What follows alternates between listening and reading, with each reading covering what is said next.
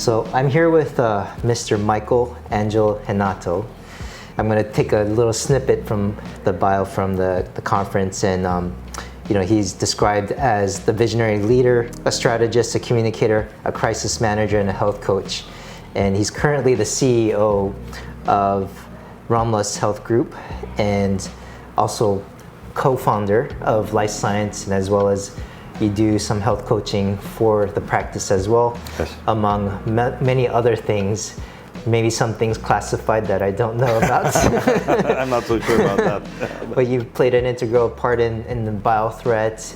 Also, you have your hands in some of the technology company, and so a lot of different things. And that's what's actually makes things interesting. And yes, these are very, that's what's fascinated me. And I think you're one of the more interesting people I've met this year, or even a couple of years, because of you just have many skills, and it feels like a lot of it came together, and you're doing your purpose, and you're fascinating by association. When you told me that you have a connection with Mark Hyman, which is one of my, I guess, heroes, and I greatly respect him because he brought functional medicine into the mainstream, into the Cleveland Clinic, and that's a huge thing. And also just what you do clinically and what you do as a business person, I admire that.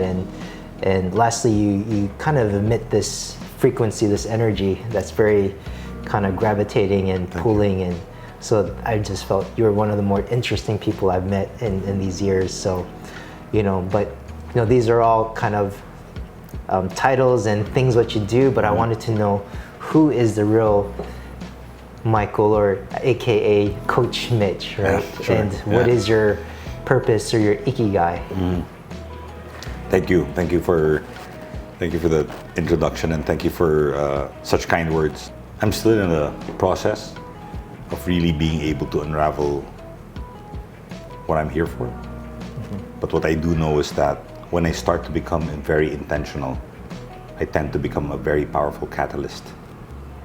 And that's how I've learned to be able to get comfortable wearing the many hats I wear in the different spaces I find myself in. And this comes from, this profound and yet very pragmatic faith that I've come to develop throughout this particular chapter of my life.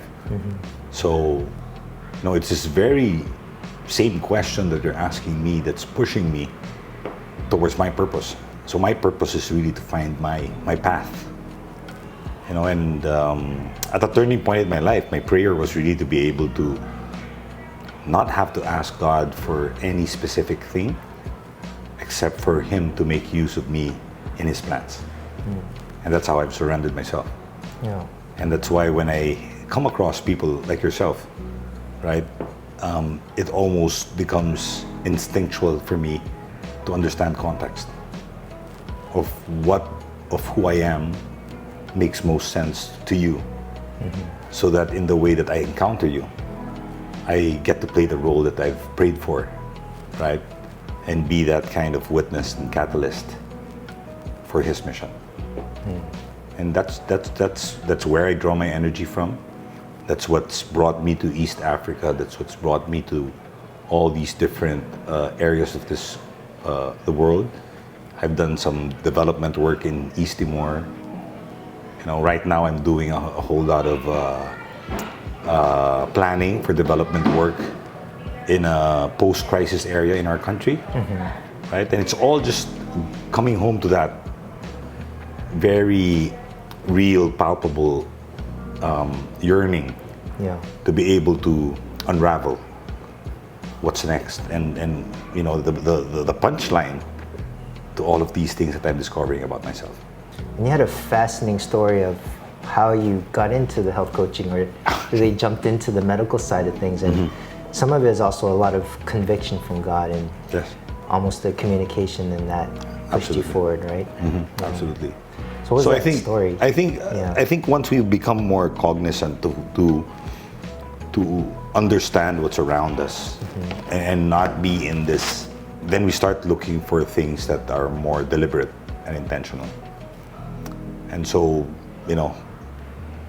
how I've been led to become a health coach, and then, just connecting that with my background and having to be in the world of communication and entertainment for a long time, changing behavior in a large scale, right? Like from selling flip-flops to donuts to all sorts of consumer products. Yeah. I was asking myself, what the heck for, right? Like how many of these companies and these brands do I need to launch into the market? And how many of these multi-million companies do I need to make rich for me to find the satisfaction? Yeah. There's just none, right?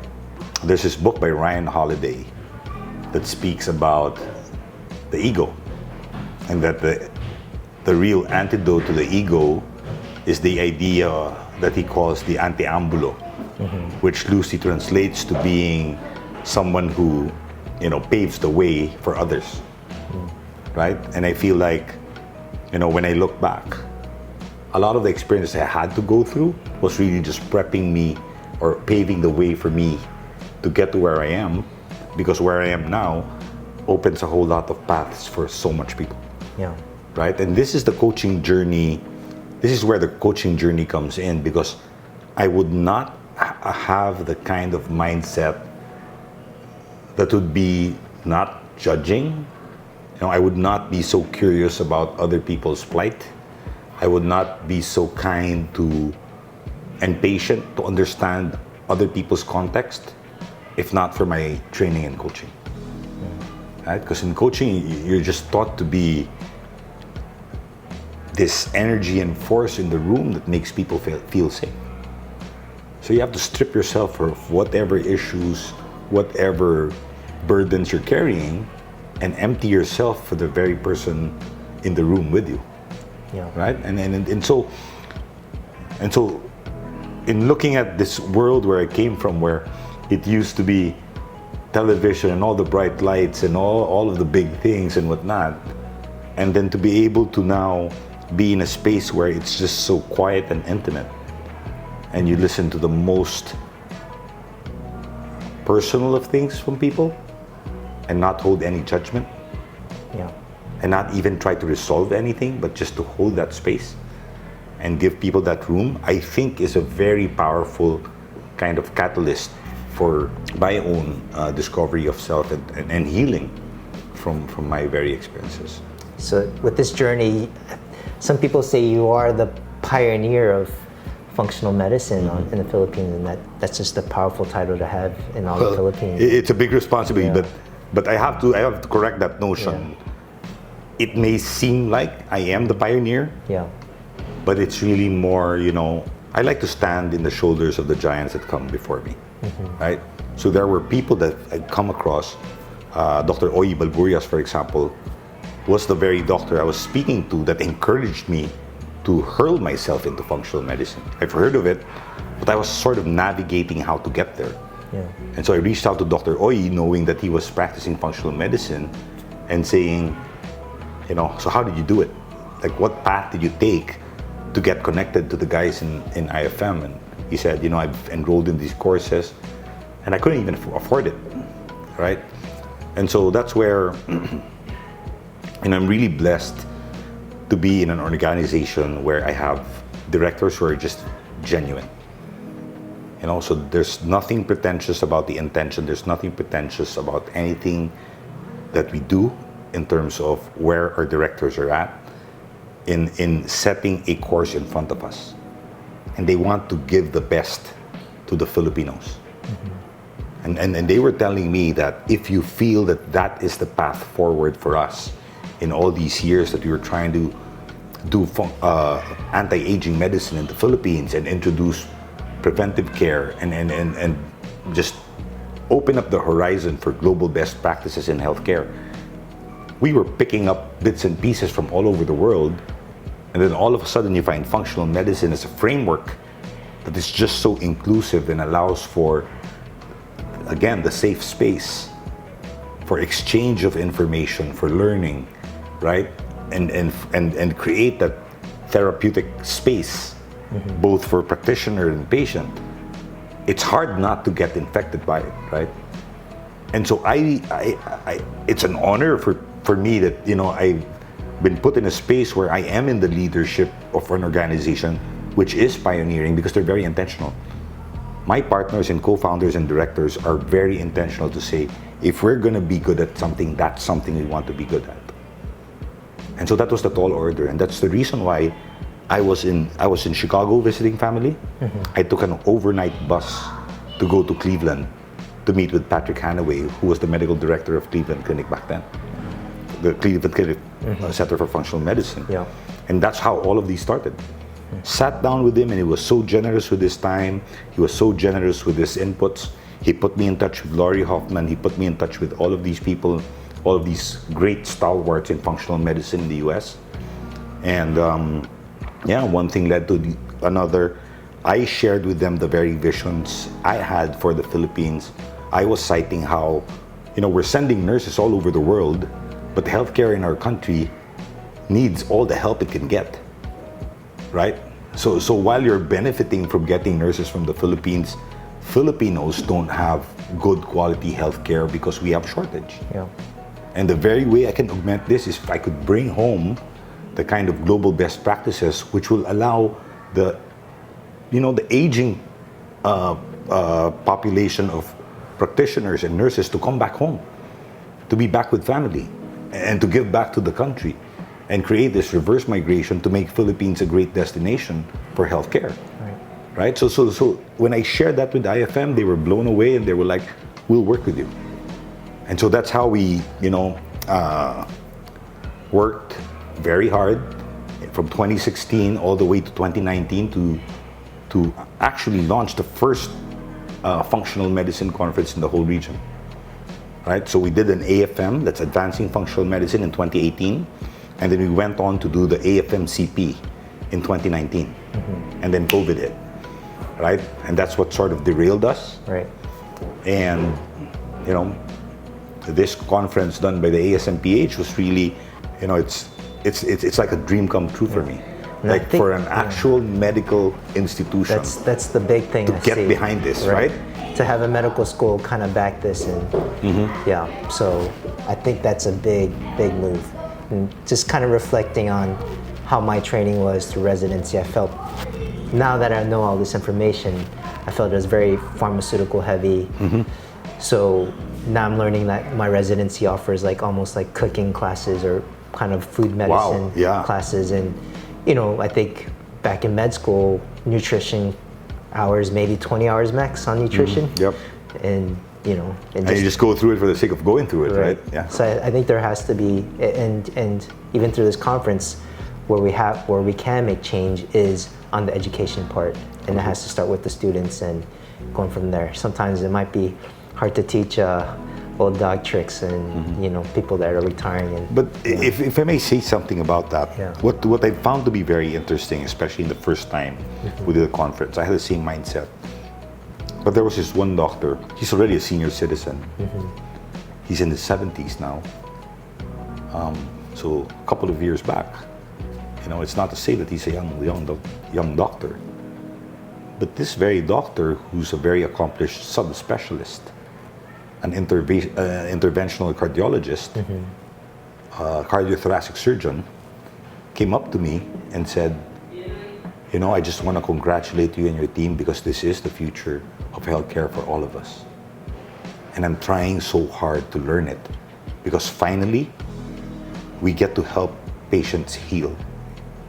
And that's coming from a cardiothoracic surgeon. And he told me, in all of the surgeries I performed, I was doing Band-Aids. But this very thing you're doing in functional medicine, this is going to change healthcare. And he said, I'm here because I want to support you in what you're trying to do, right? It's going to be difficult, but you can borrow some gray hair from me. Well, now I have the gray hair, but back then he was telling me you can borrow the gray hair from me when you're speaking to the older doctors. Right? So the reason why I wanted to say that is because we often make assumptions, which allows us to have our biases. Yeah. And that robs us of a lot of things. Right? So it's not about being young or old, but it's just a question of how are these people met where they are, so that you could bring to them the very thing they need to realize or they need to understand or need to discover for you to take them where they can go. Yeah. Right? And that's the beauty of functional medicine. Yeah. Right? So it doesn't matter. You could be like a patient who's in her 70s and all of a sudden she gets to reinvent herself. Because all her life she's labeled herself as her disease condition and you freed her from it. So, you're really trying to forefront functional medicine or lifestyle medicine and, kind of a newer paradigm in how we think. And, I feel some of the limitations right now at this point is probably cost, right? Especially in this area in Guam, where it's very HMO, or just the cost, the true cost of, or the raw cost of, labs. The average is going to be about $300 per panel, roughly, and you might end up, depending on the condition, and maybe end up $100 to $200 in supplementation, right? So, going forward, what do you think has to happen so that it becomes more accessible or affordable or doable for the majority of the population? I'll answer that two ways. First and foremost, cost issue is really, to me, a paradigm issue of what we put value to, right? If you talk about what you need to spend for a proper extensive functional medicine workup, if there's ever such a thing, when you really think about the economics of value, you're getting a bang for a buck because of all the productivity and health optimization and resilience you get to create, which averts all the unwanted costs to getting hospitalized and getting bogged down by a disease and whatnot. So it is an investment instead of an expense. Yeah. That's one way I'd answer it. But the second way I'd answer it is really that in the same way we've witnessed, right, and this is sort of revealing to my age, same way we've witnessed how back in the day, people didn't have mobile phones, and the only people who would have mobile phones in society are the ones who were in the upper echelons, because no one could afford it. Right. But such is technology and such is development that when you push that buck forward and you maintain the relevance of your proposition to its market, and that grows, you're going to hit a tipping point where there is going to be a cascade for everybody. And I'm saying this not hypothetically, because when we first started, some of our labs, the most basic ones, were at $300 each. Because I barely had a market. And to source these labs abroad, they'd give me such a hard time to just buy a panel. And so one test that became very popular in our center was at 28,000 pesos. And I couldn't do anything about it. And I was already squeezing and pushing pennies and barely making any margin. And now I'm selling it at 16,000 pesos in a package with a consult and a whole program, practically half the cost. Yeah. Right? But what does it take? It takes a vision. It takes commitment, right? It takes the discipline to be able to stick to your plans, right? And it takes a whole lot of work.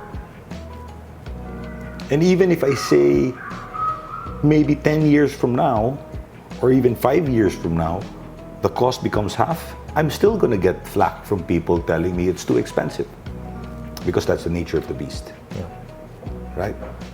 But rather than talking about cost from a perspective of expense, if we go back to my first point and look at value, and while that cost price goes down through technology and through adoption and through the learning, especially through ML, machine learning and AI, we just learn to open ourselves and feel safe about what functional medicine or what learning about your health at an individual level can do for you. I don't think there's a price tag, because we're talking about removing disease burden from society.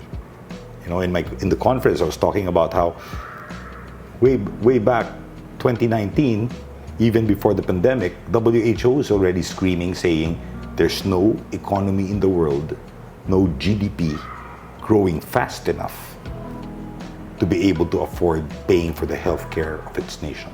Yeah. Why? It's not an issue of money not being enough. It's an issue of wrong decisions happening too often. So I go back to your point of education. And the education doesn't even have to always happen in conferences or in schools or whatnot. It's education on a day-to-day through channels like this, right? In social media, to put the word out, make people curious, let them ask the hard questions. And I'd be sitting, waiting to hopefully have a chance to answer them. So going into, you talked about more of a global way of how, we can get more functional med into the consciousness of people. I kind of want to go into the cool things, the cases, and Okay. You introduced me something, and that this is maybe where we can speak to. This is where the investment and kind of, because people often pay with emotion and where they find relevance, and when you provide cases and success stories, I think that's where emotion and where the worth investment comes in. Yes. But one thing that was pretty cool that he introduced me to was SAC, and I've never heard of this until you told me about it. And I read through this book, and it was very interesting because actually it's relevant to me because my father was recently diagnosed with osteoporosis, and right now it's pretty hard for him to get Forteo, which was recommended. These are $1,000 medications, especially on Guam. I don't know how we're going to get that approved, and it's going to be an ordeal. So this had some indication for osteoporosis, but it seems like you use it a lot more for cancer. Not that we use it for cancer, but what we've come to see is that the people with cancer who use it seem to benefit from it a lot. In what way? So, because when you talk about signaling, right, and when we step away first from the model of allopathic care, which is really, naming, blaming, and taming, and that's the algorithm, and instead look at things from a systems perspective, right, then it's not so peculiar when you have one thing doing many things. And that's essentially what this is. When you talk about sigma antibonding calcium, you're talking about putting a catalyst in the system that changes the signaling. And so in cancer, it turns on the p53 gene, which allows for the immune system to spot the cancer and fight it, right? So in a way of immunotherapy, it has its benefits. But why not? I mean, the body doesn't make decisions isolated from one another. It's always operating as an entire system to triage in which areas it needs to focus to be able to optimize function, right? And it's just a question of how efficient is your body to be able to perform its role. And so this is what this product does, right? And there are other products out there, but this, we've seen the benefits. We've seen it in many clients manifest in many ways, whether it's skin issues, whether it's bone issues, whether it's cancer, whether it's even memory. So we've seen it manifest in so many ways. Do we have all the explanations? We have some clues, right? And that's why when we put it out to people, we also frame it from a curiosity perspective and say, help us to explain what's going on. But one thing's for sure, we're seeing some great development or some great improvement in our patients. And then the other pretty cool, I guess, if you could call it technology or modality, is I found out through you this procedure or modality of kind of combining OT, occupational therapy, physical therapy, which is coined NeuroFit. But did you have another, I guess, explanation about? Could you tell me a little bit about that system? So to me, I'm not so familiar with the scope and depth and breadth of occupational therapy. But to me, simply put, NeuroFit is a movement-based brain training program because, like I said, we operate as systems of the human body or systems of organs, of biochemical systems, right? And really the idea here is that what's the relationship of our limbs to our brain? And what's the relationship of ranges of movement or what's the relationship of different kinds of perception that we're able to create with our brain in terms of the space between ourselves, our body, and the things around it. And when you look back from toddler years to infant to toddler to preschool years, when a child is developing, they're going through all of these kinds of movement to be able to open up certain lobes of the brain and lead to specific function. And that's the thinking behind the system we have in Mind Plus. We worked with the founder of NeuroFit Systems. His name is Jim Costello, and that's the thinking behind of this program. And we see results. Yeah. Right? You've seen it in autism, and I guess Dr. Demolanta, I just met him. So autism, PTSD. In the US, they've applied it to drug abuse cases and helped vice cessation. We've seen it in helping anxiety disorder. We've seen it help people who just have ADD and had a hard time getting things done. Yeah. And again, if we move away from the naming, blaming, taming sort of framework and just go back to function, right? And just try to figure out where the dis-ease is and not necessarily label them as an illness, right? And this paradigm that you're speaking of in the conventional understanding of disease management is really largely driven by a pathological pharmaceutical or pharmacological relationship. I need to name a disease because that's what's going to tell me what drugs will work. But we're now in an era of so much information moving in the world where it's non-linear. And we need to be able to move in a 3D space where we need to understand energy and we need to understand, the non-palpable stuff, right? And that's what goes on inside of this gym. The energy of these therapists, these coaches working with these people, right? Touch. All of these things help to stimulate the very things that have led to missed milestones in our patients or some damages in our patients, right? So someone who's gone through something traumatic, there's damage. Yeah. And so how do they go through the process of healing from that damage? And that's where, we see that, movement in this sequence that we've developed or we've learned and then co-developed, helps them. Yeah. And we have far more resilient people and, continue to create new great stories with our patients. Did you have any other, maybe one more case that just to kind of explain or show the power of functional medicine and where you've changed? So the poster child for functional medicine for me would be autoimmune, because the kind of dramatic transformation in autoimmune patients is just mind-blowing.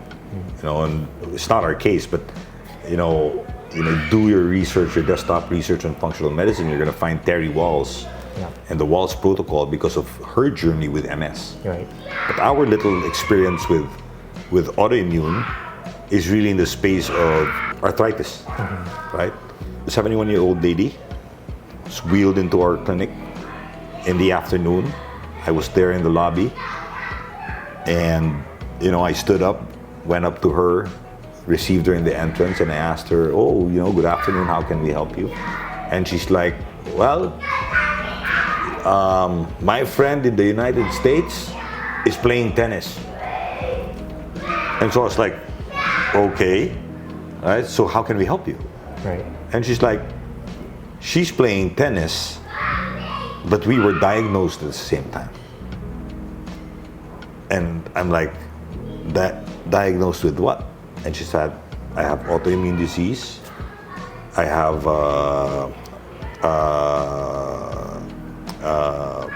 I started a few years ago, went to this hospital, I won't mention which one. Yeah.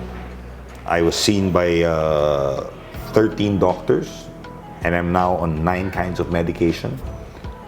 And according to my friend, she went to see a functional medicine doctor, and now she's playing tennis. I want you to do the same for me. And so I was like, okay, what are you willing to do? You know, are you willing to cooperate with the very things that we need to go through? Because this is going to be, you know, a journey. It's not a, you know, one size fits all kind of thing. We need to investigate what's going on. And, you know, let's just tick off and answer all the questions we need to answer. Long story short, maybe 8 weeks in, a little longer, she was back in her clinic with no wheelchair. Wow. She had a cane. Wow, that's pretty amazing. And then maybe 10 months into her program, we were asking her for a follow-up. She said, don't bother me with a follow-up. I'm in the US and I'm ballroom dancing. Wow. Right? So these are very real stories. So these are the very stories that, you know, when it gets tough in business and you just want to throw in the towel, you go back to those stories and you say, what's ever going to happen to those people that we get to help if we quit now? Yeah. Right? And then you muster up the strength, the courage to say, you know, let's live to fight another day and see what new path we need to carve out. So I know you're really busy and you are entertaining a bunch of people back in the room here. I have one last question. Sure. What would your advice be, especially in the setting you have children and you're a health coach, you know, in this world of just processed food all over the place, and just it's becoming just almost guilty where by association where you're with other family members or even friends that are at parties giving, you know, snacks or just it's snack time this time, snack time that time, and just processed food all over the place in the environment. How do you help your child have that relationship with processed food and or eat healthier eating habits? Okay, tough question, but this is how I frame it. First is taking a step back and really recognizing where the root cause of these situations are, like snacking. Yeah. Why do people snack? It's because they're idle. So one thing I like to do with my children is make sure they don't be idle. It's just because they're idle, you know, looking for the next thing to do, they open the ref, they find something there or whatnot. And then it's being intentional. So why would you stock up on stuff that you don't want your kids eating, right? So it's that. So it's a whole process of being intentional, but also a process of discovery to find out, okay, where do I need to learn, right? So it's not about taking everything away, because it also has to be that we prepare them from what's outside of our own bubble, right? So we can't protect them forever. Right. Like the moment they go to school and there's a birthday party, what's that environment going to be like? And you don't want your kid feeling awkward and weird that they've never experienced or encountered candy sprinkles, right? Or you know, in my world or in my thinking, in my own headspace, I'm looking at them and I'm looking at candy sprinkles and I'm thinking neurotoxins, right? Right. And so the moment I see it, I'm like, do I want to give my kids those neurotoxins? Because all of these coloring that's used for food, that's inorganic, are neurotoxins, right? So it's my lens is that I see things from a biochemical perspective, right? But I know I don't have to be that person in all the different occasions. So it's being able to speak to them in private and show them stuff and help them to understand. The reason why I don't allow you to have these colorful stuff in candies and whatnot is because it does stuff to your brain that we don't want you to have, right? And we don't want you to harm. I mean, it's about education, but it's about being at their level and not forcing them to be at our level. Because that's what we tend to forget as adults, right, as parents. We're all of a sudden in a position of power and I want to dictate, this is my kingdom. Oh, no. That's your child.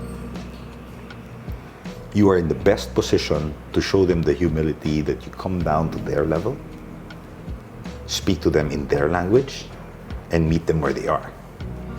Because that's a space of learning, that's a space of healing, right? And those are the times that things really stick. I teach them what it means when your tongue has white plaque on top. When you have scalloping, I teach them what it means when people have dark patches of skin in their neck. Right? I teach them the very lens I have when I see people. When I see plaque in the teeth, when I see problems in the oral cavity. And I know that there's cardiovascular risk because the person's already breathing very shallow. Yeah. I teach my children to observe these things. And I tell them about my work. And I tell them that, I see patients who have these kinds of problems and I don't want that to happen to you. But it's a lot of work. Yeah. Teaching a 5-year-old, teaching a 10-year-old, teaching your wife, right? So, but it's a process. Again, safe space, and we don't always get to do that. But, you fail today, you fail forward, try again tomorrow. It's powerful advice, and I'm going to try even harder to take your advice and help mold my children into healthier, vibrant. Yeah, and if I may frame it as just hold your intention in front of you, right? Because sometimes we try too hard, and then we become hard on ourselves. Yeah. But the idea is just to hold that intention in front of you, and measure. Because if you measure things, then we manage them, right? So if I put this intention, am I getting closer to my intention or away?